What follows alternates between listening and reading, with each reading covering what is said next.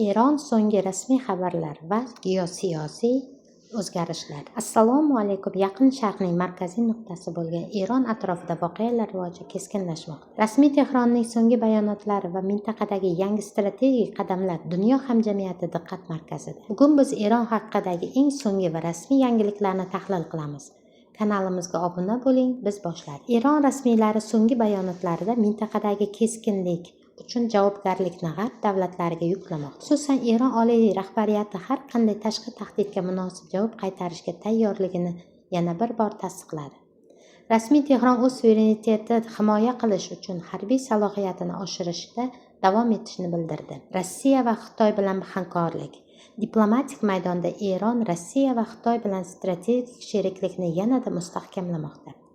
Yaqinda imzolangan iqtisodiy kelishuvlar va qo'shma harbiy mashg'ulotlar haqidagi xabarlar Eronning sharqqa yo'nalish siyosati naqadar faol ekanligini ko'rsatmoqda. Iqtisodiy vaziyat va ichki islohotlar. Iqtisodiy jabhada Eron sanksiyalarga qaramay neft eksportini barqarorlashtirishga urinmoqda. Rasmiy ma'lumotlarga ko'ra, mamlakat ichki ishlab chiqarishni qo'llab-quvvatlash va raqamli iqtisodiyotga o'tish haqida tashqi bosimni kamaytirishni maqsad qilgan. Shuningdek, energetika sohasidagi yangi loyihalar ishga tushirilishi kutilmoqda. Xulosa va tahlil. Xo'sh, Eron atrofidagi bu voqealar dunyo neft bozoriga va mintaqa tinchligiga qanday ta'sir qiladi? Ekspertlar fikricha, Tehronning keyingi qadamlari ko'p jihatdan AQSh bilan bo'ladigan bevosita muloqotlar natijasiga bog'liq bo'ladi. Sizningcha, Eronning mintaqadagi roli yaqin oylarda qanday o'zgaradi?